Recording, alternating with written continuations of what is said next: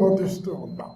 తండ్రి, మాకు కలిగిన రక్షణ, మాకు కలిగిన దీవెనల ఆశీర్వాదం దుష్టుడు దొంగిలించకుండా ఉండాలి అంటే ఎలాంటి స్వభావాలు మాలో ఉండకూడదు. ఈ వాక్యం ద్వారా మీరు మాట్లాడండి తండ్రి. వాక్యం చెప్తున్న నన్ను నీ సిలువ చాటును మరుగుపరిచి ఈ వాక్యంలో దాచబడిన సత్యములను మా ముందు ఉంచమని యేసు నామంలో ప్రార్థించి వేడుకొనుచున్నాము తండ్రి. దేవుడు సంఘానికి ముందుగా ఏ రక్షణనైతే పొందుకున్నావు ఆ పొందుకున్న రక్షణ అంతం వరకు కాపాడుకోవాలి. ఎవరు కూడా నీకు కలిగిన బహుమానాన్ని పోగొట్టుకోకుండా జాగ్రత్త పడాలి. ఎందుకు? నేను రాబోతూ ఉన్నా ప్రతి వానికి వాని క్రియల చొప్పున వాని పనుల చొప్పున బహుమానాలు ఇవ్వటానికి, జీతం ఇవ్వటానికి, నాతో పాటు 1000 ఏళ్ల పరిపాలన కూర్చోబెట్టి సామంత రాజుగల పరిపాలన చేయటానికి మీ అందరూ ఏదేను తోటలో ఆదాము పోగొట్టుకున్న ఏలుబడిని మరలా నేను మీకు ఇవ్వటానికి రాబోతూ ఉన్నాను. ఈరోజు ఆ ఏలుబడి పోగొట్టుకోవటానికి మనలో ఏముండకూడదు. అమ్మ, అందరూ 1 సమూయేలు 13వ అధ్యాయం.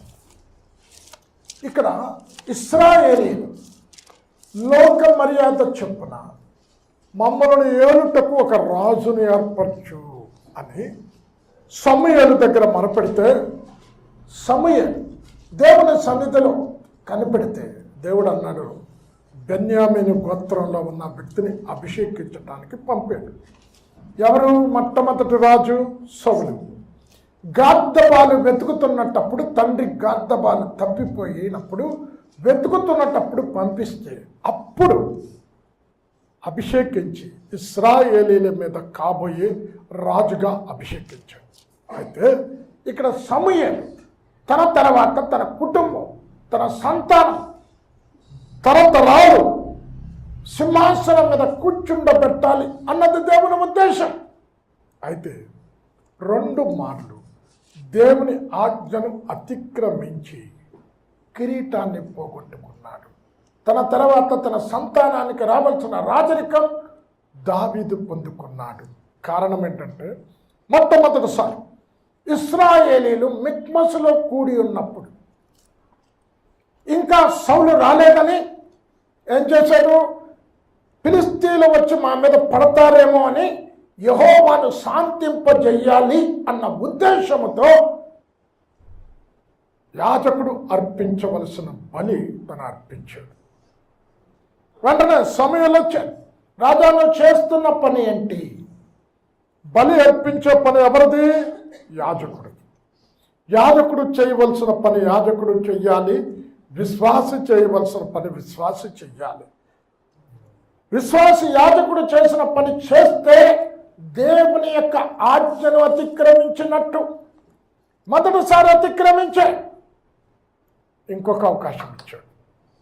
అమ్మాలేకీలతో యుద్ధానికి వెళ్ళినప్పుడు అమ్మాలేకీలు కలిగిన దాంట్లో ఏది కూడా మిగల్చకుండా అంతటిని కత్తివాత హతము చేయు అని చెప్పాడు. ఏం చేశాడు? శ్రేష్టమైన ఎద్దులను, గొర్రెలను యెహోవాకి బలి ఇవ్వటానికి తీసుకొచ్చాడట.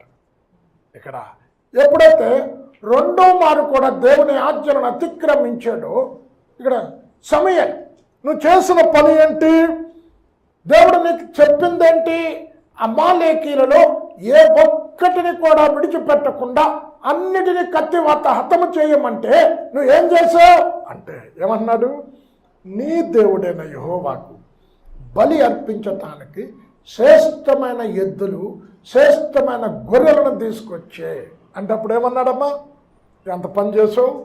తాను సెలవిచ్చిన మాట ఒకటి గైకొనటం వలన యెహోవా సంతోషించినట్లు దాన బలులను, పొట్టేలను అర్పించడం వలన సంతోషించిన. ఆలోచించు, ఆజ్ఞలు గైకొనట కంటే, దాన బలు అర్పించడం కంటే ఆజ్ఞలు గైకొనట శ్రేష్టం. పొట్టేలను, కొవ్వును అర్పించడం కంటే మాట వినుట శ్రేష్టం. తిరుగుబాటు చేయటం సోద చెప్పుడుతో సమానం. 2 మార్లు దేవుని ఆజ్ఞను అతిక్రమించే వెంటనే రాజ్యాన్ని యొద్ద నుండి లాగివేసి తన హృదయానుసారుడైన ఇంకో వ్యక్తిని దేవుడు కనుగొన్నాడు, అతనికి అప్పగిస్తాడు. చదవమ్మ మొదటి సమూయేలు 13వ అధ్యాయం 13-14 వచనాలు. అందుకు సమూయేలు ఇట్లనెను, నీ దేవుడైన యెహోవా నీకిచ్చిన ఆజ్ఞను గైకొనక నీవు అవివేకపు పని చేసితివి. నీ రాజ్యమును ఇశ్రాయేలుల మీద సదాకాలము స్థిరపరచుటకు యెహోవా తలచియుండెను. అయితే నీ రాజ్యము నిలువదు. యెహోవా తన చిత్తానుసారమైన మనసు గల యొక్కని కనుగొని ఉన్నాడు. నీకు ఆజ్ఞాపించిన దాన్ని నీవు గైకొనపోతివి గనుక యెహోవా తన జనుల మీద అతనిని అధిపతినిగా నియమించు. ఇక్కడ కూర్చున్న మనం, దేవుడు తన ప్రణాళిక చొప్పున మనందరినీ లోకంలో నుండి ప్రత్యేకించుకొని రక్షించుకున్నా. మనందరి పట్ల దేవునికి ఒక చిత్తం ఉన్నది.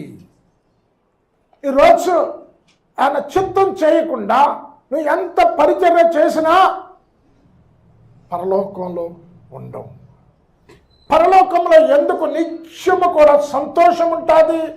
పరలోకంలో ఎందుకు అక్కడ మరణం ఉండదు? పరలోకంలో ఎందుకు అక్కడ అనారోగ్యం ఉండదు అంటే కారణం ఒకటే, అక్కడ దేవుని చిత్తము తప్ప ఇంకొక చిత్తం ఉండదు. కనుక అక్కడ మరణములే, అక్కడ అనారోగ్యంలే, అక్కడ ఆకలి దప్పులు లేవు, అక్కడ వృద్ధాప్యం లే. కారణం దైవ చిత్తమే అక్కడ దొరుకుతుంది. ఇక్కడ కూర్చున్న మనం దేవుని చిత్తం చేయకుండా నువ్వు అద్భుతాలు చేసిన,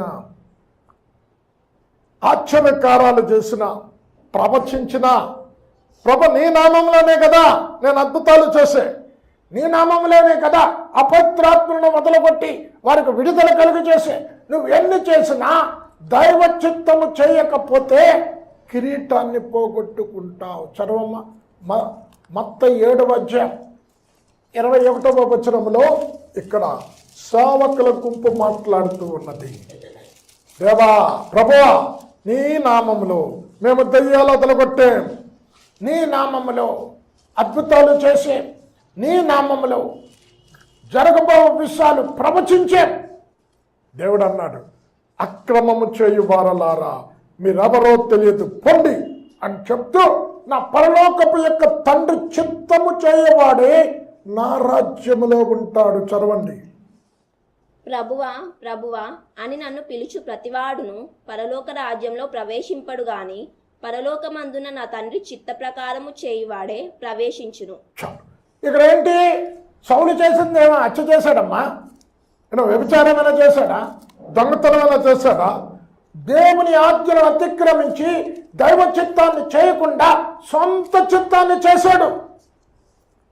కనుక ఈరోజు దైవజనులైనా తన సొంత మహిమ కోరుకుంటే, సొంత చిత్తానుసారంగా సంఘాన్ని నడిపితే అలాంటి దైవజనులు కూడా పరలోకంలో ఉండరు.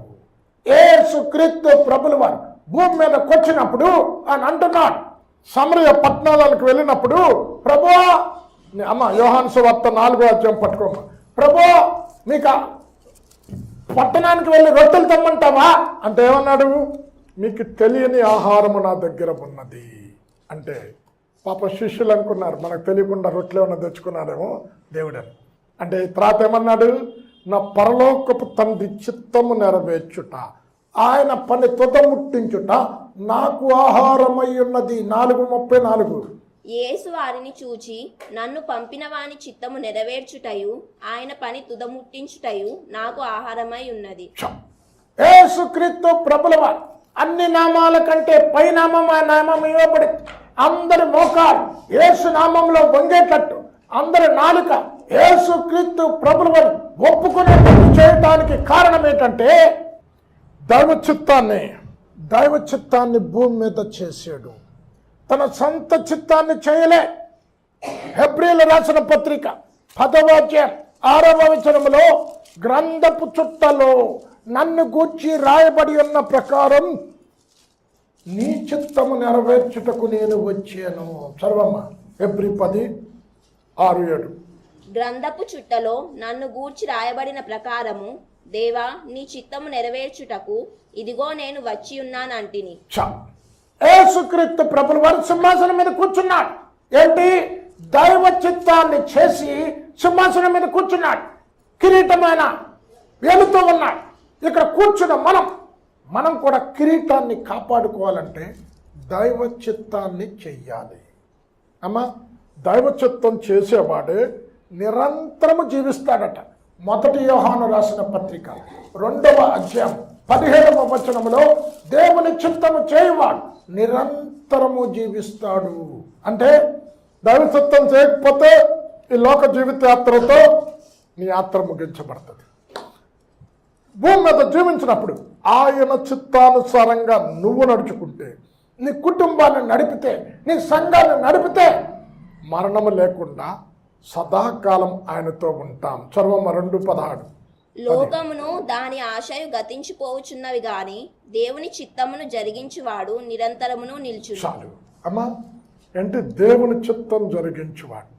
ఆఖరికి మనం ప్రార్థన చేసినప్పుడు కూడా దైవ చిత్తానుసారమైన ప్రార్థన చేయాలంట. మన చిత్తం తీసుకొచ్చి దేవుని దగ్గర పడతాం. అమ్మ 1 యోహాను 5వ అధ్యాయం పట్టుకోమ్మా. మన చిత్తం తీసుకొని దేవుని దగ్గర పడతాం. భవిష్యత్తు ఎరిగిన దేవునికి, ప్రభువా ఏది మంచో నీకు తెలుసు, ఏది భవిష్యత్తులో ఆశీర్వాదకరంగా ఉంటుందో నీకు తెలుసు, నీ చిత్తానికి నా బిడ్డలను అప్పగిస్తున్నా, నీ చిత్తము చెప్పునే మేము మోహం చేస్తాం, నీ చిత్తము చెప్పునే మేము చదువుకుంటాం. ప్రతిదీ ఎక్కడ చదవాలి ఏంటి ఆయన చిత్తానికి అప్పగించుకోవాలి. దైవ చిత్తానుసారమైన ప్రార్థనకు జవాబు వస్తుంది. 1 యోహాను 5:14. ఆయనను బట్టి మనకు కలిగిన ధైర్యమేదనగా ఆయన చిత్తానుసారముగా మన మీద అడిగినను ఆయన మనవి ఆలకించునను. చాలు అమ్మా, ఎవరు మనం ఆలకిస్తాడంట? ఆయన చిత్తానుసారముగా. ఇక్కడ కిరీటం పోగొట్టుకున్నాడు సౌలు. ఎవడు కిరీటాన్ని అపహరించకుండా నీకు కలిగిన దానిని గట్టిగా పట్టుకో. ఒకవేళ నీవు భూమి మీద జీవించినప్పుడు దైవ చిత్తాన్ని చేయకపోతే సాతానుడు నీ కిరీటాన్ని అపహరిస్తాడు. మొదటి వ్యక్తి. రెండో వ్యక్తి అమ్మ 1 రాజులు 13వ అధ్యాయం పట్టుకోమ్మ. ఇక్కడ సొలొమోను చనిపోయిన తర్వాత రెహబాము దగ్గరికి గోత్ర పెద్దలందరూ వచ్చి, నీ తండ్రి మా మీద బరువైన కాడిని మోసాడు, ఆ కాడిని తేలిక చేయి, జీవితాంతం నీ రాజరికానికి మేము లోపడతాం అని పెద్దలకు వచ్చి మాట్లాడారు. 3 రోజుల తర్వాత రండి అని రెహబాము వారిని పంపిస్తే పెద్దలు చక్కటి సలహా ఇచ్చారు. రాజా, ఈ ప్రజలను జీవితాంతం 12 గోత్రాలను వేలాలంటే నీ తండ్రి వేసిన కాడిని తేలిక చేస్తానని చెప్పు, వారి కష్టాన్ని తగ్గిస్తానని చెప్పు, వారి శ్రమను తీసివేస్తానని చెప్పు అని పెద్దల సలహా ఇస్తే, పెద్దల సలహా పాటించకుండా బిడ్డల సలహా తీసుకుని, యవనస్తుల సలహా తీసుకున్నారు. యవనస్తులు చెప్పారు. అమ్మా, ఇప్పుడు యవనస్తుల సలహా తీసుకొని ఏమయ్యాడు? హంతకులుగా మార్చబడ్డారు. ఎవరు? యాకోబు దగ్గరికి పరిష్కారం వచ్చిందండి సమస్యకు. షెకెము రాజు వచ్చాడు, నీ కూతురైన దీనా బహు అందగత్తి, నా కుమారుడు వివాహం చేసుకుంటాడు అంటే ఏమన్నాడు? మేము సున్నతోళ్ళం, అయితే మా పిల్లలు పొలంకి వెళ్ళారు, వచ్చిన తర్వాత రండి. ఇప్పుడు పరిష్కారం కనుక యాకోబే చేసుంటే హంతకులుగా మార్చబడి ఉండేవారు కాదు. ఇప్పుడు సిమ్యోను లేవి ఏమనుకున్నారు? మా చెల్లిని అంత ఘోరంగా పాడు చేస్తాడా? మేము సున్నతి కలిగిన వారు, మేము సున్నతి లేని వారు, సున్నతి లేని వారికి మేము ఇవ్వం. ఒకవేళ రాజా నీ కుమారుణ్ణి మా చెల్లికిచ్చి వివాహం చేయాలంటే మగవారందరూ కూడా సున్నతి చేయించుకోండి అన్నాడు. చూడండి పాపం, అందరూ షెకెము పట్టణంలో ఉన్న పురుషులందరూ సున్నతి చేయించుకున్నారు. అదే రాత్రి కత్తులు పట్టుకొని వెళ్ళి ఆ సున్నతి బాధలో వారు ఉంటుండగా మగవారిని అందరినీ కత్తివచ్చి చంపేశారు. ఇప్పుడు చెప్పండి, అన్యులు గొప్ప, దేవుని ఎరిగిన బిడ్డలు గొప్ప? చెప్పండి. అన్యులు వెంటనే సున్నతి చేయించుకున్నారు. వీరేమన్నారు? సున్నతి చేయించుకుంటే నా చెల్లిని ఇస్తారని కపటోపాయముతో రాత్రి వెళ్ళి చంపారు. ఒకవేళ సమస్య యాకోబు దగ్గరకు వచ్చింది, యాకోబే పరిష్కరించి ఉంటే హంతకులై ఉండేవారు కనుక ఎప్పుడు కూడా చాలా మంది తల్లిదండ్రులు ఏమని చేస్తారంటే, బిడ్డలకు కాస్త మంచి ఉద్యోగాలు చేస్తామంటే, అరే ఏంట్రా చెప్పరా నీ ఆలోచన అంటారు. అమ్మ నీకు లేదా ఆలోచన అంటే, యవనస్తుల కంటే నీకు వయస్సులో పెద్ద కదా, జీవితంలో ఎన్నో ఆటుపోట్లు చూసావు, ఎలాగ సమస్య పరిష్కరించాలో తెలుసు నీకు. యవనస్తులకేం తెలుసు? చాలా మంది కుటుంబాలలో తల్లిదండ్రులు సమస్య వచ్చినప్పుడు వారు పరిష్కరించకుండా బిడ్డలను సలహా తీసుకుంటారు. ఏమైంది? ఇలాగవుతుంది.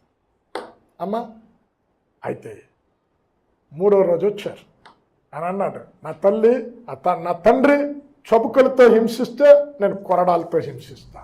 నా తండ్రి నడుము కంటే నా చిటికలు వేరు బరువైనది. వెంటనే రాజ్యం మొక్కలయ్యింది. అయితే ఒక పనివాణ్ణి తీసుకొని యెరోబామును సింహాసనం మీద కూర్చుండబెట్టాడు దేవుడు.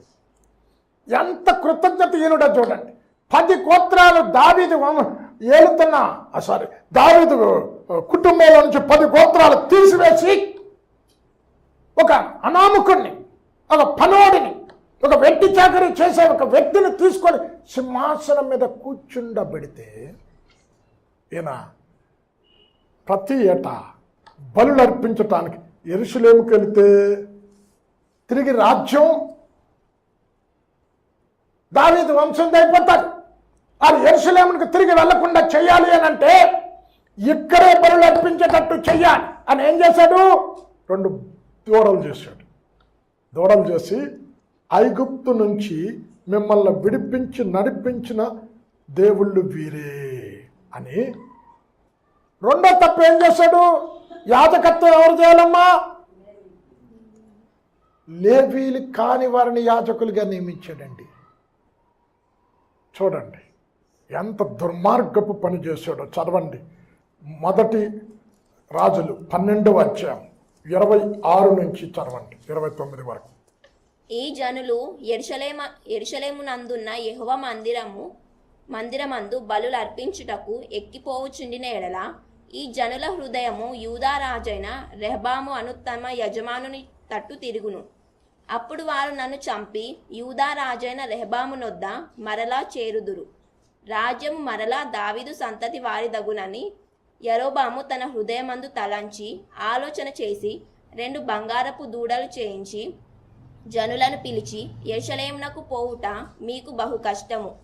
ఇశ్రాయేలీలు వారలారా, ఐగుప్తు దేశంలో నుండి మిమ్మును రప్పించిన మీ దేవుడు ఇవే అని చెప్పి ఒకటి బేతేలు నందును ఒకటి దాను నందును ఉంచెను. చాలు అమ్మ 14వ వచనం పట్టు. చూడండి ఎంత దుర్మార్గపు పని చేసాడు అంటే, 10 గోత్రాల ప్రజలు విగ్రహారాధన వైపు నడిపించాడు. ఇక్కడ కూర్చున్న మనం, రక్షించబడిన నీవు విగ్రహారాధన వైపు వెళితే, అమ్మ విగ్రహారాధనకు చాలా రెఫరెన్సులు ఇస్తాను, అయితే టైం లేదు కాబట్టి 2 చెప్తా. ఇక్కడ కూర్చుని మనం విగ్రహారాధన అంటే ఏమనుకుంటామంటే, ఒక రాతి బొమ్మను చేసుకొని దాన్ని పూజిస్తే అది విగ్రహారాధన అంటున్నాడు. అయితే దేవుని దృష్టిలో విగ్రహారాధన దేవుని కంటే ఏది నువ్వు ఎక్కువగా ప్రేమించినా అది విగ్రహారాధన. రెండవది, నీ హృదయంలో శరీర కార్యాలు కనుక ఉంటే, ఆ శరీర కార్యాలు నిన్ను ఏలుబడి చేస్తే విగ్రహారాధన చేస్తున్నట్టు. అమ్మ ఆ 1 రాజులు 14వ అధ్యాయం అలాగే ఉంచి హెజ్కేలు 14వ అధ్యాయం పట్టుకోమ్మ. ఇక్కడ నరపుత్రుడా, ఈ మనుష్యులు హృదయంలో విగ్రహములను పెట్టుకొని నా యొద్దకు వచ్చి విచారణ చేస్తున్నారు. హెజ్కేలు 14:3 చదవండి. నరపుత్రుడా, ఈ మనుషులు తమ హృదయములలో విగ్రహములనే నిలుపుకొని దోషము పుట్టించు అభ్యంతరము. అమ్మ విగ్రహాలు అంటే మనమేంటి? విగ్రహాన్ని ఆరాధిస్తే పూజిస్తే సృష్టికర్తను విడిచిపెట్టి విగ్రహారాధన అంటే హృదయంలో ఏమన్నాయి? ఇవన్నీ చెప్పడానికి సమయం లేదు, మీరు నోట్ చేసుకోండి. మార్కు సువార్త 7వ అధ్యాయం 21వ వచనం. ఈ కార్యాలని హృదయంలో పెట్టుకుంటే ఏంటి నువ్వు విగ్రహారాధన చేస్తూ ఉన్నావు. రెండవది ఏమండి, యెరొబాము అక్షర సంబంధమైన విగ్రహారాధన, ఇది మన ఆత్మ సంబంధమైన విగ్రహారాధన చేస్తున్నా. ఏంటి రెండోది కొలస్సీ 3:5 ధనాపేక్ష అన్న విగ్రహారాధన చంపివేయుడి. ధనాన్ని ఎక్కువగా ప్రేమిస్తే విగ్రహారాధన. అమ్మా, అయితే ఈ వ్యక్తిని చూడండి, తనకొక్కగానో ఒక కుమారుడు కాయిలా పడ్డాడు, భార్యనిచ్చి పంపాడు. ఇప్పుడు ఈ యెరొబాము రాజు అవుతాడని ఏ ప్రవక్త చెప్పాడమ్మా? అహీయా ప్రవక్త 10 గోత్రాల వస్త్రాన్ని 10 ముక్కలు చేసి ఇచ్చాడు. నేను రాజు కాకుండా వెట్టి చాకరీ చేస్తున్న సమయంలో ప్రవక్త అహీయా ఇశ్రాయేలు మీద కాబోయే రాజువు నీవని చెప్పి ఆ 10 గోత్రాలను నాకు అప్పగించాడు. కాయిలా పడిన కొడుకు బతుకుతాడా లేదా అని అక్కడికి పంపాడు, అహీయా దగ్గరికి పంపాడు. అప్పటికే అహీయా కళ్ళు మందగించాడు, చూపు. ఇక్కడ ఏమన్నాడు? మళ్ళా రాణి లెక్కెళ్ళొద్దు, మారు వేషం వేసుకొని వెళ్ళు అన్నాడు. మారు వేషం వేసుకొని వెళ్ళిన తాత దేవుడు తనతో మాట్లాడుతూ ఉన్నాడు. వెంటనే ఇశ్రాయేలీల మీద దావీదు గోత్రములో నుంచి 10 గోత్రాలు తీసి నీకు ఇచ్చాడు. సదాకాలం నీ సంతతి పరిపాలన చేయాలనుకున్నాడు. అయితే నీవు బహు దుర్మార్గంగా ప్రవర్తించి ప్రజలనందరినీ విగ్రహారాధన వైపు నడిపించావు కనుక నీ సంతతి అంతా ఏంటంట చంపబడతారు, కుక్కలు నాకుతాయి వారి రక్తాన్ని, ఇంకేంటి ఆకాశ పక్షులు నాకుతాయి. చదవమ్మ 7వ వచనం నుంచి.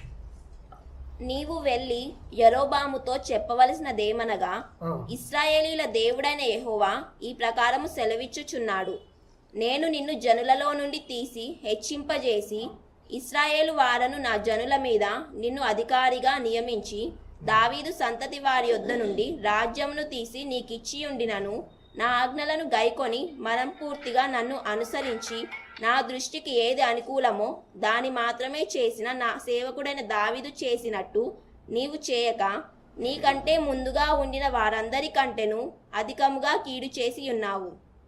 నన్ను బొత్తిగా విసర్జించి ఇతర దేవతలను పోత విగ్రహములను పెట్టుకొని నాకు కోపము పుట్టించి ఉన్నావు. కాబట్టి యెరొబాము సంతతి వారి మీదికి నేను కీడు రప్పించుచు ఇశ్రాయేలు వారిలో అల్పులు గాని గనులు గాని లేకుండా మగవారినందరినీ యెరొబాము వంశము నుండి నిర్మూలము చేసి పెంట అంతయు పోవునట్లుగా ఒకడు ఊడ్చివేస్తా. చూడండి ఎంత ఘోరంగా మాట్లాడా. ఎందుకు కృతజ్ఞత లేదు యెరొబాముకి. ఒక వ్యక్తి చాకరీ చేసిన వ్యక్తిని తీసుకొచ్చి సింహాసనం మీద కూర్చుండబెడితే ప్రజలందరినీ కూడా తప్పు మార్గంలో నడిపించి విగ్రహారాధన వైపు మళ్లించాడు. అమ్మ, ఇశ్రాయేలీలలో ఏ రాజు కూడా దేవుని తట్టు తిరగలేదు. అందరూ యూదా రాజుల్లో ఉన్నారు. కారణం ఎవరో తెలుసా? యెరొబాము చేసిన ఘోరమైన పని. అమ్మ చదువమ్మ, అది అక్కడ అది పిల్లలు కుక్కలు నాకుతే ఆకాశ పక్షులు తింటే అది జరుగు. పట్టణమందు యెరొబాము సంబంధులలో మరణమగు వారిని కుక్కలు తిన్నును, బయట భూమిలో మరణమగు వారిని ఆకాశ పక్షులు తిన్నును. యెహోవా మాట ఇచ్చి ఉన్నాడు. చాలు చూడండి, ఇప్పుడు ఇక్కడ 2 భక్తిహీనులు కనిపిస్తున్నారు. ఇప్పుడు నీ కొడుకు అవశ్యకంగా నువ్వు ఇంటికి వెళ్ళేలోపు చచ్చిపోతాడన్న చెప్పాడు. ఇప్పుడు ఏ తల్లైనా ఏం చేయాలి చెప్పండి? ఇప్పుడు ఈయనెవరు? ప్రవక్త. ఆ రోజుల్లో ప్రజల పక్షంగా ప్రవక్త మొరపెట్టేవాడు ప్రవక్త.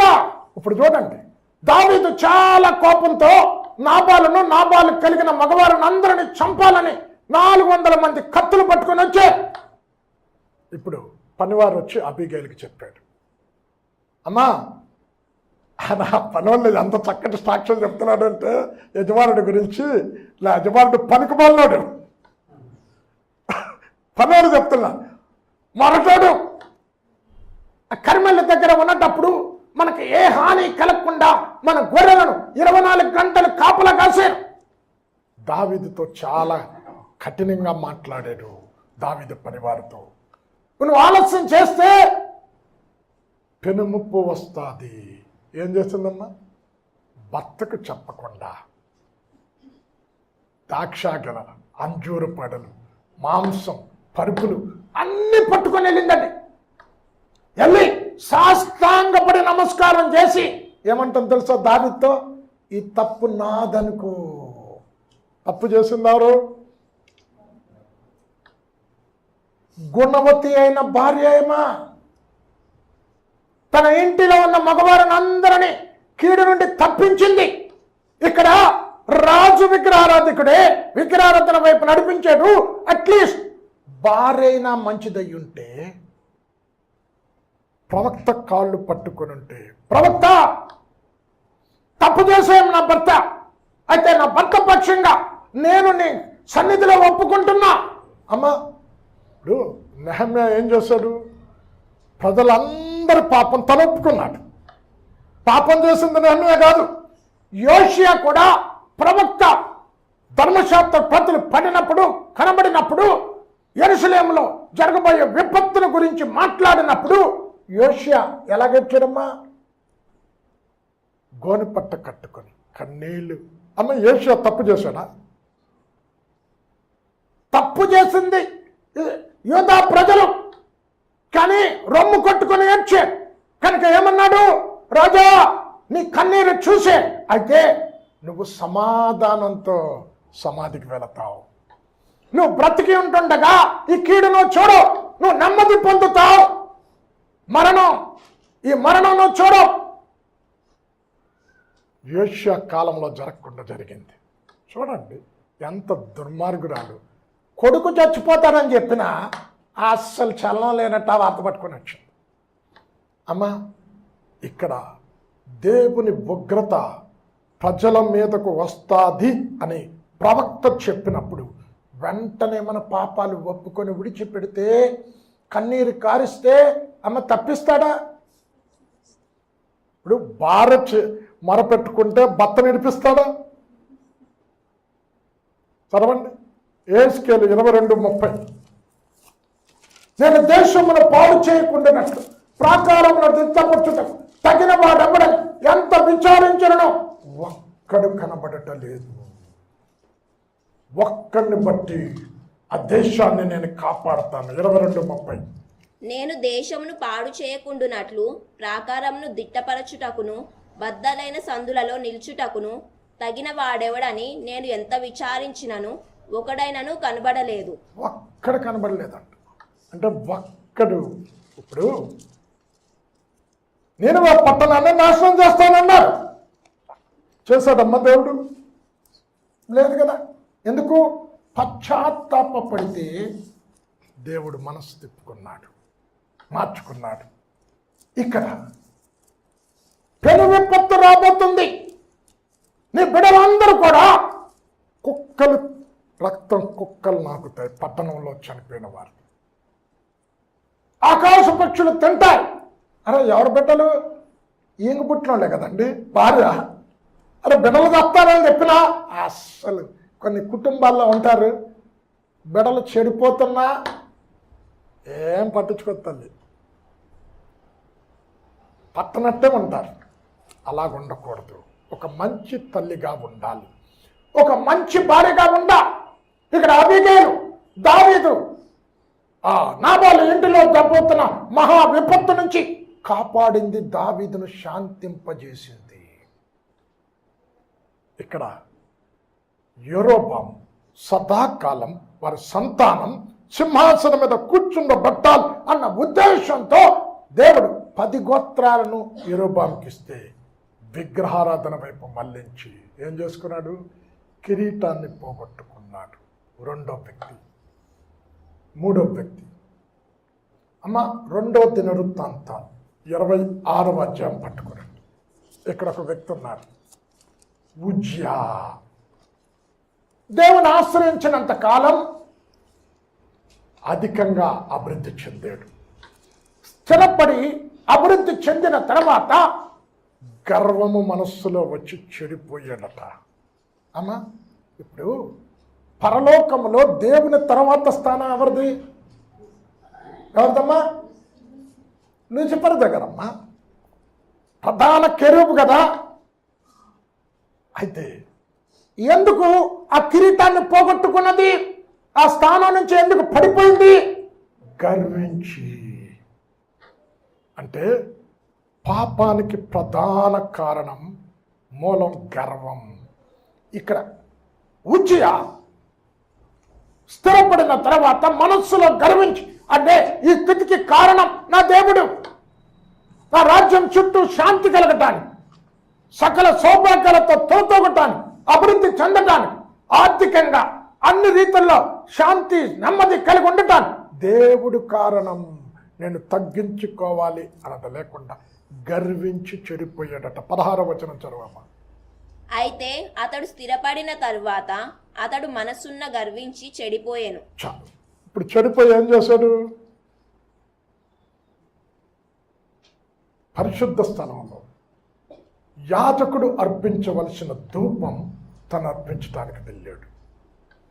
వెళ్ళినప్పుడు యాజకులు చెప్పారు, రాజా ఇది నీ పని కాదు, యాజకులుగా మేం చేయవలసిన పని అని అంటే మహారౌద్రుడై వారి మీద తిరుగుబాటు చేశాడు. అమ్మా, మీకు చెప్తున్నా, విశ్వాసి ఎప్పుడు సేవకుడు జోలికి పోకూడదు. ఒకవేళ ఆ వ్యక్తి తప్పు మార్గంలో నడుస్తున్నా అది నీ పని కాదు, నువ్వు ప్రార్థన చెయ్యి. ఇప్పుడు ఒక కలెక్టర్ తప్పు చేస్తే ఎవరు చెప్పాలి? ఇంకొక కలెక్టర్ చెప్పాలి. బిల్లాదేవన్ వెళ్ళి తప్పగలరా? తప్పండి. అటెండర్ వెళ్ళి తప్పగలరా? నీ పని కాదు. 19వ వచనం చదవమ్మా. ఉజ్జియా ధూపము వేయుటకు ధూపార్తిని చేత పట్టుకొని రౌద్రుడై యాజకుల మీద కోపము చూపెను. యెహోవా మందిరంలో ధూపపీఠము ప్రక్కనతడు ఉండగా యాజకులు చూచుచునే ఉన్నప్పుడు అతని నొసట కుష్ఠరోగము పుట్టెను. జీవితాంతం ఎక్కడున్నాడు? ప్రజల మధ్యలో ఉండకుండా వేరే గదిలో ఉన్నాడు. కిరీటాన్ని పోగొట్టుకున్నాడు. ప్రధాన కెరూబు కిరీటాన్ని పోగొట్టుకున్నాడు. కారణం గర్వించి. ఇక్కడ కూర్చున్న మనం, నువ్వు గొప్ప విద్య నీకు ఉండొచ్చు, లేక అధిక ధనం ఐశ్వర్యం ఉండొచ్చు, లేక జ్ఞానం ఉండొచ్చు, మహాజ్ఞానం కలిగి ఉండొచ్చు, గొప్ప తలాంతులు ఉండొచ్చు. ఇవన్నీ కూడా ఏంటి అమ్మా? ఇప్పుడు మనం ఉద్యోగం చేస్తున్నాం, సంపాదిస్తున్నాం అంటే ఏంటి? మనకు ఆరోగ్యం ఉందని. ఇప్పుడు వెర్రోళ్ళు ఉన్నారు, అనారోగ్యంతో ఉన్న వాళ్ళు ఉన్నారు, వాళ్ళు చేసుకోగలరా పని? అంటే వాళ్ళు పుట్టించింది ఎవరు? దేవుడే కదా. కనుక ఈరోజు ఆరోగ్యం ఇచ్చాడు, జ్ఞానం ఇచ్చాడు, వివేకం ఇచ్చాడు, గొప్ప తలాంతులు ఇచ్చాడు. ఇవన్నీ ఇచ్చిన దేవుణ్ణి గణపరచకుండా నిన్ను నీవు హెచ్చించుకుంటే, గర్వము నీలో ప్రవేశిస్తే కిరీటాన్ని ఉజ్జియా పోగొట్టుకున్నట్టు పోగొట్టుకుంటావు. లూసిఫరు పరలోకము నుంచి కిందికి పడదోయబడినట్లు నువ్వు కూడా రక్షించబడినప్పుడు, ఆత్మను పొందుకున్నప్పుడు క్రీస్తుతో కూడా లేపి పరలోకమందు కూర్చుండబెట్టే. ఇప్పుడు కూర్చుండబెట్టిన ఆయన తోసేస్తాడు అక్కడి నుండి. ఎందుకు? గర్వం. అందుకే మహాజ్ఞాని అయిన సొలొమోను అంటున్నాడు 16:18 సామెతల్లో, నాశనమునకు ముందు గర్వము నడుచును, పడిపోవుటకు ముందు అహంకారమైన మనస్సు నడుచునంటున్నాడు. ఏంటమ్మా అంటే? కాళ్ళుంటే నడుస్తాం కదా, కాళ్ళు అన్నాడు నడవలేడు. అంటే గర్వానికి ఉండే గుణం నడిచే గుణం అంట. అంటే నీలో ఉన్న గర్వం నిన్ను నడిపించి ఎక్కడికి తీసుకెళ్తుంది? నాశనానికి తీసుకెళ్తాది, నరకానికి తీసుకెళ్తాది. 3వ వ్యక్తి. 4వ వ్యక్తి అమ్మ, ఆదికాండం పట్టుకోమ్మ. ఇక్కడ యాకోబుకు 2 కుమారులు మనకందరికీ తెలుసు. యూదా సాంప్రదాయ ప్రకారం జ్యేష్ఠుడికి తండ్రి ఆస్తిలో సగభాగం. రెండోది ఏంటి? కుటుంబాన్ని పరిపాలించే అధికారం ఎవరికి ఇచ్చాడు? అంతవరకు ఎందుకండి? రాజు చచ్చిపోయాడండి, తర్వాత సింహాసనం ఎవరు ఎక్కుతారు? రాజుకు 10 మంది పిట్టలు అంటే చిన్నడు ఎక్కుతాడా? జ్యేష్ఠుడు ఎక్కుతాడు. అయితే జ్యేష్ఠుడుగా కుటుంబాన్ని పరిపాలించవలసినది ఒరే ఒక చిక్కుడుగా కొరకు జ్యేష్ఠత్వాన్ని నమ్ముకున్నాడండి. ఇక్కడ కూర్చుని మనం కూడా యాకోబు లాంటి వాళ్ళమే ఏంటి, సరే యాకోబు అన్నాం, ఏసావు లాంటి వాళ్ళమే ఏంటి, ఒక సినిమా కొరకో, ఒక పెగ్గు కొరకో, ఒక స్త్రీ కొరకో ఏటమ్మేస్తున్నావు? పరలోకాన్ని అమ్మేస్తున్నాం.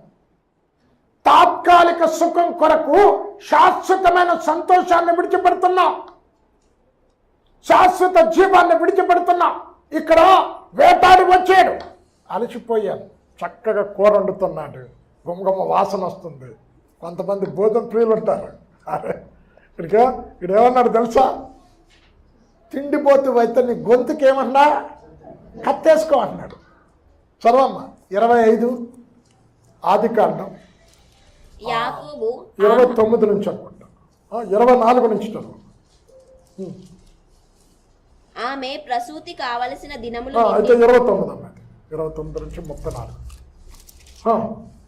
ఒకనాడు యాకోబు కలగూర వంటకము వండుకొనుచుండగా ఏశావు అలసిన వాడై పొలము నుండి వచ్చి, నేను అలసి ఉన్నాను, ఆ ఎర్రగా దానిలో కొంచెము దయచేసి నాకు పెట్టమని అడిగెను. అందుచేత అతని పేరు ఏదోము అనబడెను.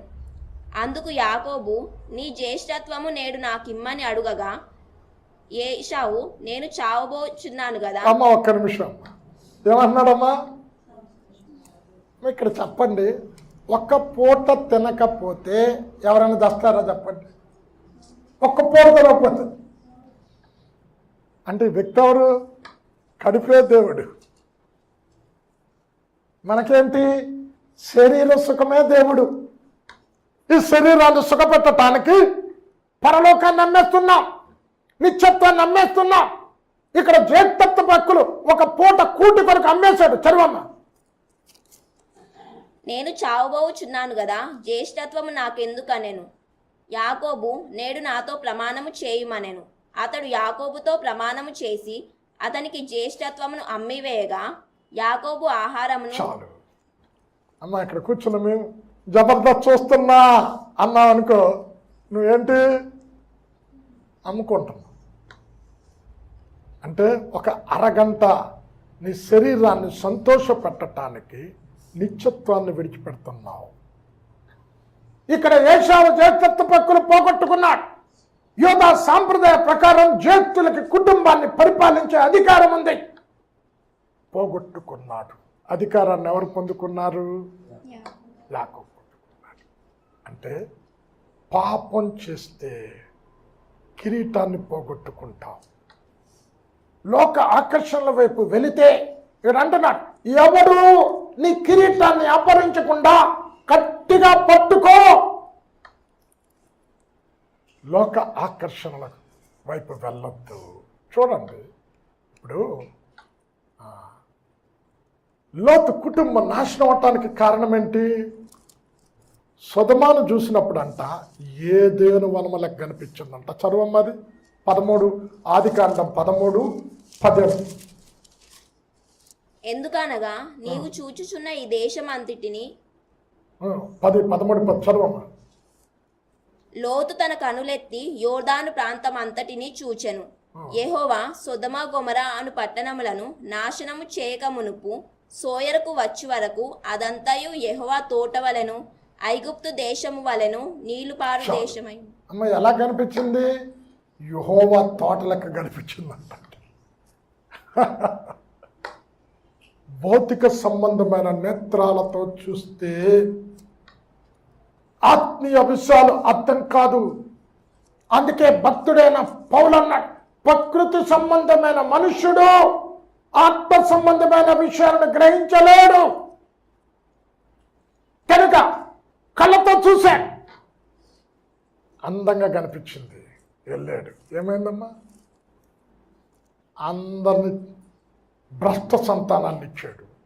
భార్యను ఉప్పు స్తంభం అయిపోయింది. కారణం లోకాన్ని ప్రేమించాడు, లోక ఆకర్షణను ప్రేమించాడు. ఇక్కడ లోక సుఖం, శరీర సుఖం కొరకు జ్యేష్ఠత్వపు హక్కులు అమ్ముకున్నాడు. మొదటి వ్యక్తి. రెండవది అమ్మ, ఇది నాలుగవది, కిరీటం పోగొట్టుకున్న వ్యక్తి. ఐదవది అదే ఆదికాండం 35వ అధ్యాయం పట్టుకోమ్మ. యాకోబుకు పుట్టిన 12 మంది ఇంతకు మునుపు ఇస్సాకు పుట్టినోడు యాకోబు అన్నాను, యాకోబుకు పుట్టిన 12 మంది బిడ్డల్లో జ్యేష్ఠుడు ఎవరమ్మా? రూబేను. రూబేను జ్యేష్ఠత్వ హక్కులు పోగొట్టుకున్నాడు. దేనికో తెలుసా? వ్యభిచారం చేసి. ఆదికాండం 35:22. ఇశ్రాయేలు ఆ దేశంలో నివసించుచున్నప్పుడు రూబేను వెళ్ళి తన తండ్రి ఉపపత్ని అయిన బిల్హాతో శయనించెను. చూడండి, వ్యభిచారం చేసి జ్యేష్ఠత్వ హక్కులు పోగొట్టుకున్నాడు. అంటే ఇక్కడ కూర్చున్నాం మనం, ఒక దినం సింహాసనం మీద కూర్చుంటా. మనం ఎవరమో? జ్యేష్ఠులము. ఒకవేళ మీరు అనొచ్చు, అండి మా ఇంట్లో నేను అందరికంటే చిన్నోడినండి అనొచ్చు.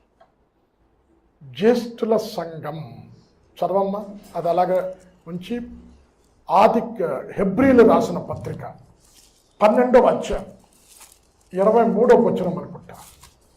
జ్యేష్ఠుల సంఘం అని ఉంటుంది. నువ్వు జ్యేష్ఠుడు అయితేనే 1000 పరిపాలన కూర్చొని ఏస్తో కాదా ఈ లోకాన్ని పరిపాలన చేస్తావు. పరలోకమందు రాయబడి ఉన్న జ్యేష్ఠుల సంఘమునకును వారి జ్యేష్ఠుల సంఘం అంటే మీరేమనుకుంటారంటే ఇంట్లో పెద్దోడు, అది కాదు. పాపాన్ని జయించిన వాడు, లోకాకర్షణలకు లోను కానివాడు, వాక్యాన్ని హృదయంలో పెట్టుకున్నవాడు, వాక్యము ద్వారా కనబడిన వాడు జ్యేష్ఠుడు. చదవమ్మ అక్కడ అలాగే ఉంచి యాకోబు 1వ అధ్యాయం 18వ వచనంలో, తను సృష్టించిన వాటన్నిటిలో ప్రథమ ఫలముగా ఉండునట్లు సత్యవాక్యము వలన తన సంకల్ప ప్రకారం కనెను. యాకోబు 1:18. ఆయన తాను సృష్టించిన వాటిలో మనము ప్రథమ ఫలముగా ఉండునట్లు సత్యవాక్యము వలన మనలను తన సంకల్ప ప్రకారము కనెను. అమ్మ, మీకు చాలాసార్లు చెప్పినట్టు 3 కార్యాలు చెప్తాను, మీకు గుర్తుందా? 1, యేసే దగ్గరికి వచ్చినప్పుడు నువ్వు కడగబడాలి. దేంతో?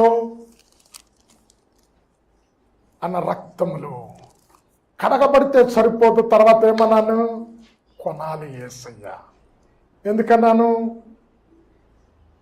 కొన్నవాడు కొనుక్కున్న వస్తువును తన ఇష్టానుసారంగా వాడుకుంటాడు. నువ్వు కొనకపోతే నీ ఇష్టానుసారంగా నువ్వు జీవిస్తావు. ఇప్పుడు నీ చేతిలో సల్లు ఉంది, ఎవడన్నా అడిగితే ఏమంటావు? నాది, అది వెలచ్చి కొన్నాను. ఇప్పుడు దాన్ని అమ్మేసావు. నువ్వు కొనుక్కున్నవాడు దానికి తనకిష్టమైన రీతిలో వాడుకుంటా. ఇప్పుడు యేసయ్య రక్తంలో కొనాలి, కొంటే సరిపోదు, కనాలి అన్నాను. ఎలా కనాలి? వాక్యము ధర కనాలి. అమ్మ, అది ఒకసారి దాని గురించి 1 గంట మాట్లాడే. 1 పేతురు 1వ అధ్యాయం 23వ వచనం, క్షయమైన బీజము నుండి కాక శాశ్వత జీవము అయిన అక్షయ బీజము నుండి మీరు పుట్టింపబడితిరి. మీరు క్షయ బీజం నుండి కాక. అమ్మా, ఇక్కడ ఏం పెట్టుకోవాలి? చదివినప్పుడు ఎలా చదవాలో తెలుసా? ఇక్కడ అందరూ చదవండి అలాగా. నాగేశ్వరరావు అయినా మీ డాడీ పేరు? నాగేశ్వరరావు అన్న బీజము నుండి కాక. నాగేశ్వరరావు అన్న బీజం నుండి కాక శాశ్వతమగు జీవము గల దేవుని వాక్యమూలముగా అక్షయ బీజం నుండి పుట్టింపబడిన వారు గనుక. అక్షయం అంటే ఏంటమ్మా? నాశనము లేనిది. చదవమ్మా. మీరు సత్యమునకు విధేయులవుట చేత మీ మనస్సులను పవిత్రపరచుకొని. అక్షయ బీజం ఏంటి? వాక్యం. ఇప్పుడు ఆది యందు సూర్యుడు ఉండెను, ఆది యందు చంద్రుడు ఉండెను, ఆది యందు ఆకాశ నక్షత్రాలు ఉండెను అని ఉందా బైబిల్లో? ఏముంది? ఆది యందు వాక్యం ఉన్నది. ఇప్పుడు వాక్యము నువ్వు కంటే సూర్యుడి కంటే, చంద్రుడి కంటే, ఆకాశ నక్షత్రాల కంటే, సముద్రాల నదుల కంటే, వీటన్నిటికంటే ముందున్న వాడివి. ఎవరు నువ్వు? ప్రథమ ఫలము జ్యేష్ఠుడు. అమ్మ అర్థమవుతుందా? ఇప్పుడు వాక్యము నిన్ను కంటే, వాక్యం ఎవరు? దేవుడు, యేసుక్రీస్తు ప్రభులు వారు. ఆయన శరీరధారిగా కృపాసత్య సంపూర్ణుడిగా మన మధ్య నివసించెను. ఇప్పుడు యేసయ్యలో పాపం ఉందా? మనలో కూడా ఉండకూడదు. అప్పుడు జ్యేష్ఠత్వపు హక్కులు దేనికి అమ్ముకున్నాడమ్మా? వ్యభిచారం చేసి పోగొట్టుకున్నాడు. మొదటి దినవృత్తాంతాలు 5వ అధ్యాయం మొదటి 2 వచనాలు. ఇశ్రాయేలునకు తొలిచూలి కుమారుడైన రూబేను కుమారుల వివరము.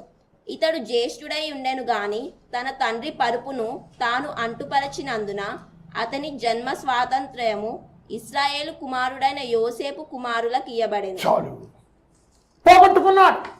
ఏలుబడిని పోగొట్టుకున్నాడు. యూదా సాంప్రదాయ ప్రకారం జ్యేష్ఠుడు కుటుంబాన్ని ఏలే అధికారం, కిరీటం ఉంది. పోగొట్టుకున్నాడు. ఎందుకు? వ్యభిచారం చేసి. వ్యభిచారం గురించి 7-8 లక్షణాలు చెప్పాను మీకు, అది చెప్పను మీకు. ఏంటి వ్యభిచారం అన్నది? చదవమ్మాది 49వ అధ్యాయం ఆదికాండం 3-4 వచనాలలో.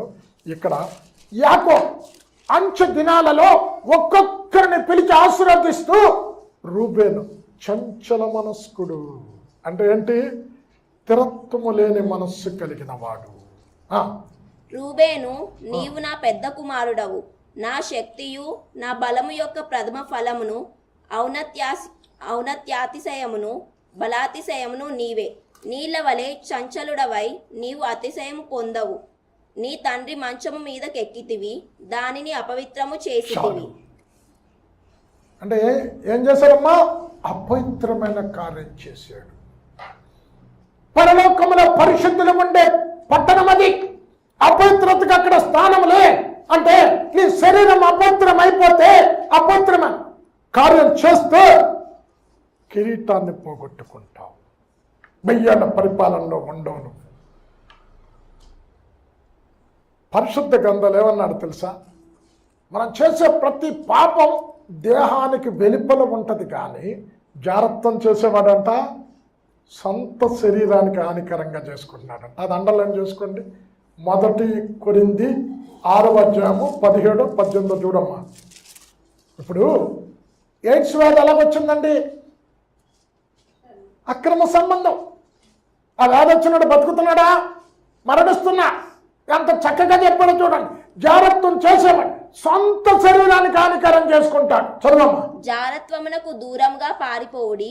మనుషుడు చేయు ప్రతిపాపమును దేహమునకు వెలుపల ఉన్నది గాని జారత్వము చేయువాడు తన సొంత శరీరమునకు హానికరముగా, సొంత శరీరానికి హాని చేసుకుంటాడంట. అమ్మా ఇక్కడ రూబేను పోగొట్టుకున్నాడు కిరీటాన్ని. కారణం ఏంటో తెలుసా? వ్యభిచారం చేసి. చివరిగా ఇప్పుడు ఇక్కడ కూర్చున్న మనం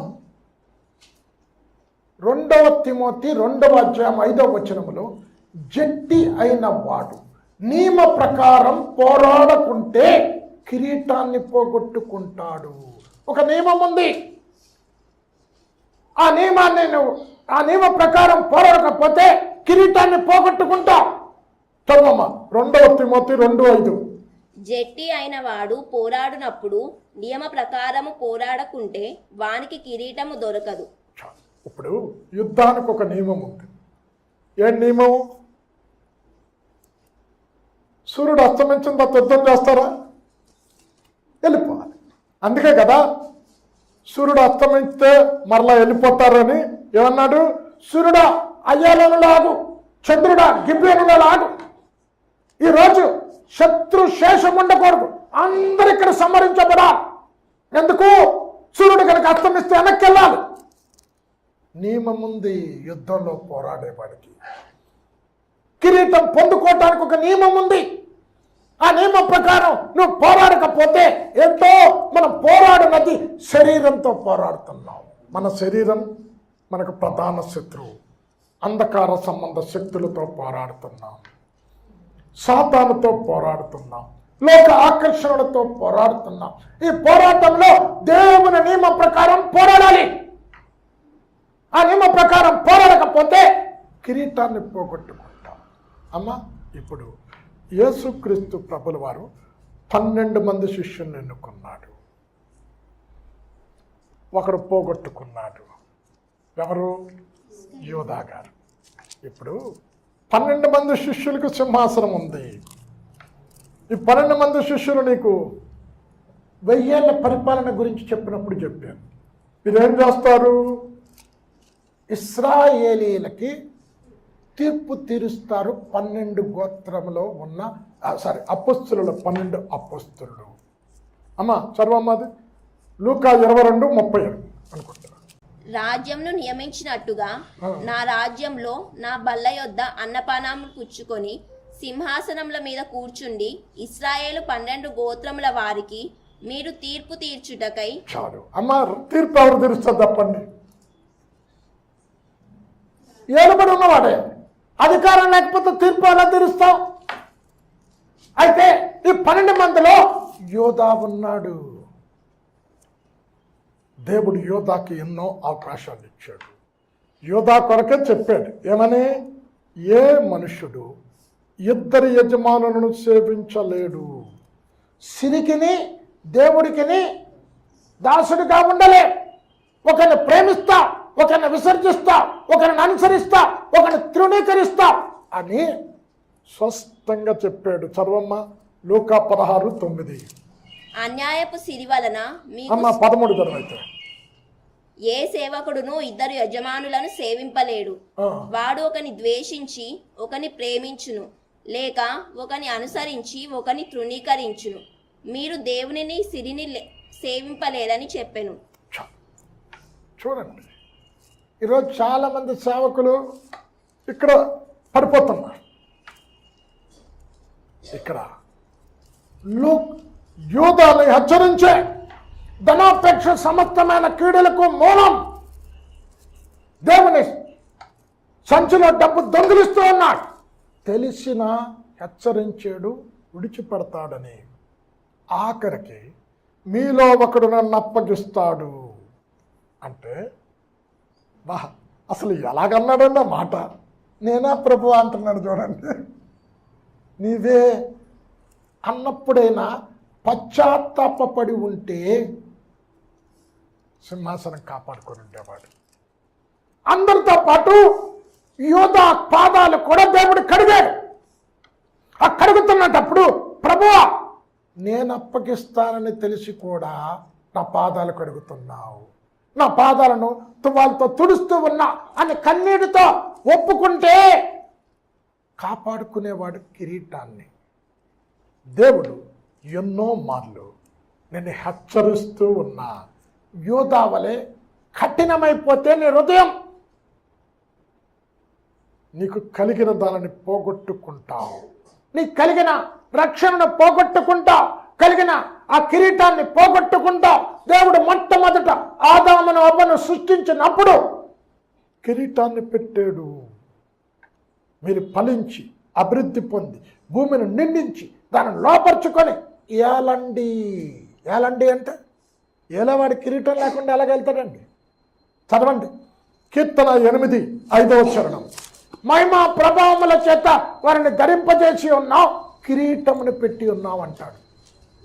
8:5 దేవుని కంటే వానిని కొంచెము తక్కువ వానిగా చేసి ఉన్నావు, మహిమా ప్రభావములతో వానికి కిరీటము ధరింపజేసి ఉన్నావు. అమ్మా, కిరీటం పోగొట్టుకున్నాడు. అవిధేయత వలన, దేవుడు వద్దన్న పని చేయటం వలన పోగొట్టుకున్నాడు. ఇప్పుడు యోధా, ఇప్పుడు దేవుడేమన్నాడు? ధనాపేక్ష కీడు. కొందరు దాన్ని నాశించి ఏమంటారు? విశ్వాసం నుండి తొలగిపోయి వేరేవాడు పరవశులే తమను తామే పొడుచుకుంటారు అన్నాడు. ఇప్పుడు వేరేవాడు పొడిచారా? తను తానే ఉరిపోసుకొని చచ్చిపోయాడు 30 వెండి నాళ్ళను. ఇప్పుడు అమ్మ అపొస్తలుల కార్యం 1వ అధ్యాయం పట్టుకోండి. ఇప్పుడు యోధా స్థానంలో ఎవరిని పెట్టాలి అపొస్తలుడిగా? బర్సబ్బా, మత్తీయ ఇద్దరిని తీసుకొచ్చారు. ఇద్దరిని తీసుకొచ్చి చీటీ వేస్తే మత్తియా మీద వచ్చింది. చదవమ్మ, చివరి వచనం చదవమ్మ. అంతటా వారు వీరిని గూర్చి చీట్లు వేయగా మత్తీయ పేరిట చీటీ వచ్చెను గనుక అతడు 11 మంది అపోస్తులతో కూడా లెక్కింపబడెను. చాలు అమ్మ, యోధా పోగొట్టుకున్నాను. ఎవరికి వచ్చింది? మత్తి. నువ్వు పోగొట్టుకుంటే ఇంకొకరికి వస్తుంది నీ స్థానం. కలిగిన దానిని గట్టిగా పట్టుకో. ఇప్పుడు దేవుడు యూదా ప్రజలను రక్షణలోనికి నడిపించారు. తన స్వకీయ జనం దగ్గరికి వచ్చారు. ఏం చేశారు? తిరస్కరించారు. ఎక్కడికి వచ్చింది? అన్నిలకు వచ్చేసింది. చదవమ్మది రోమా 11:12. వారికి రోషము పుట్టించుటకై వారి తొట్టుపాటు వలన అన్యజనులకు రక్షణ కలిగెను. చాలు అమ్మా. ఇప్పుడు వాళ్ళు తిరస్కరించడం వలన ఈ యేసు మాకొద్దు అని తిరస్కరించడం వలన ఎవరికి వచ్చింది రక్షణ? మనకు వచ్చిందా ఏలుబడి. అపొస్తలుల కార్యం 13వ అధ్యాయం పట్టుకో. బరబ్బా పౌలు తన సొంత జాతి ప్రజలను ప్రేమించి వారికి సువార్త చేయటానికి వెళితే వారిని కొట్టారు. ఇక్కడ వారు అంటున్నారు, మిమ్మల్ని రక్షించటానికి మొట్టమొదట ఈ కృపా సువార్త మీ దగ్గరకు వచ్చింది. అయితే మీరు తిరస్కరించడం వలన ఈ సువార్త అన్యులకు వెళుతూ ఉంది. 13వ అధ్యాయం అపొస్తలుల కార్యం 46 నుంచి 48 వరకు. అప్పుడు పౌలును బర్నబాయు ధైర్యముగా ఇట్లనిరి, దేవుని వాక్యము మొదట మీకు చెప్పుట ఆవశ్యకమే. అయినను మీరు దానిని త్రోసివేసి మిమ్మును మీరే నిత్యజీవమునకు అపాత్రులుగా ఎంచుకొనుచున్నారు గనుక ఇదిగో మేము అన్యజనుల యొద్దకు వెళ్ళుచున్నాము. ఏలయనగా నీవు భూదిగంతముల వరకు వారు తిరస్కరించే ఏమైంది? మనకొచ్చింది సువార్త, మనకు ఆ భాగ్యం కలిగింది. ఇప్పుడు నువ్వు తిరస్కరిస్తే ఇంకొకరికి వెళతాది. అది యోధా 3.5 సంవత్సరాలు యేసుతో ఉన్నాడు. ఆయన బోధలు విన్నాడు, ఆయన అద్భుతాలు చూశాడు. ఆయన ఎన్ని మార్లు హెచ్చరించినను ఆ హెచ్చరికను నిర్లక్ష్యం చేశాడు. అపొస్తలత్వాన్ని పోగొట్టుకున్నాడు, కిరీటాన్ని పోగొట్టుకున్నాడు. యోధా స్థానంలో మత్తీయా వచ్చాడు. అమ్మా, 6 వ్యక్తులు పెట్టాను మీ ముందు. ఒకటి ఎవరు? సౌలు. దైవ చిత్తం చెయ్యకుండా సొంత చిత్తం చేసి కిరీటాన్ని పోగొట్టుకున్నాడు. యెరోబాము ఒక వెట్టి చాకిరి చేసే వ్యక్తిని దేవుడు సింహాసనం మీద కూర్చుండబెడితే ప్రజలను విగ్రహారాధన వైపు నడిపించి దుర్మార్గపు పనులు చేసి మొత్తం తన సంతానాన్ని అంతా నమ్ముకున్నాడు. కిరీటం పోగొట్టుకున్నాడు. ఉజియా గర్వించి కిరీటాన్ని పోగొట్టుకున్నాడు. శరీర సుఖం కొరకు జేత్తత్త పక్కులు అమ్ముకున్నాడు, పోగొట్టుకున్నాడు ఏలుబడిని, కుటుంబ ఏలుబడిని. తన తండ్రి మంచిని అపవిత్రపరచి రూబేను పోగొట్టుకున్నాడు జ్యేష్ఠత్వాన్ని. అపొస్తలుడుగా దేవుడు గొప్ప ఆధిక్యతనిచ్చి 12 మందిలో ఒకడుగా యోధాను ఎన్నుకుంటే ధనాపేక్షకులోనై పోగొట్టుకున్నాడు అపొస్తలత్వాన్ని. సింహాసనం మీద కూర్చొని ఇశ్రాయేలీల 12 గోత్రాలకు తీర్పు తీర్చే అధికారం పోగొట్టుకున్నాడు. ఇక్కడ అంటున్నాడు, ఫిలదెల్ఫియా సంగమా, రాజ్యం నీకు రాజ్యము ఇవ్వటం నాకు చిత్తం.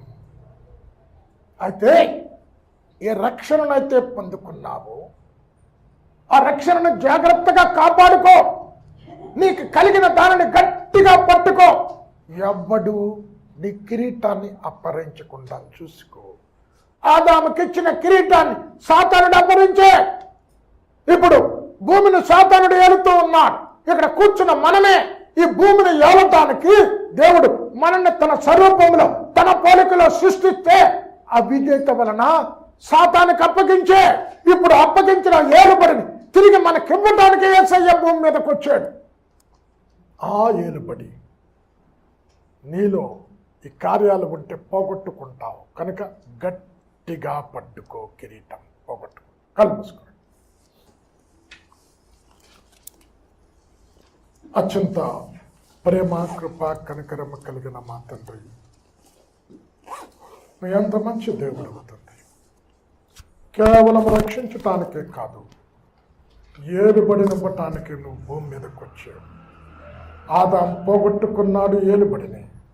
ఆ పోగొట్టుకున్న ఏలుబడి నీ ద్వారా పొందుకోవటానికి తిరిగి మరలా ఈ లోకానికి వచ్చి సమస్తాన్ని జయించి ఆ ఏలుబడిని మాకివ్వటానికి నీతో కూడా కూర్చొని మేమందరం పరిపాలన చెయ్యాలి అన్న ఉద్దేశముతో లోకములో నుండి ప్రత్యేకించుకున్నాం. ఇప్పుడు మేము మాకు కలిగిన దానిని గట్టిగా పట్టుకోకపోతే, దానిని పోగొట్టుకుంటే ఏలుబడే పోతుంది, నిత్య రాజ్యమే పోగొట్టుకుంటాం. పోగొట్టుకున్న వారిని ఒక 6 వ్యక్తులను మా ముందు ఇచ్చావు. ఆ స్వభావాలు మాలోనికి రాకుండా తండ్రి నీ కృపలో మాకు కలిగిన దానిని భద్రంగా కాపాడుకోవటానికి, ఆ బియ్యాల పరిపాలనలో నీతో కూడా కూర్చొని ఏలుబడి చేయటానికి కృప దయచేయమని యేసు నామములో ప్రార్థించి వేడుకొనుచున్నాము తండ్రి.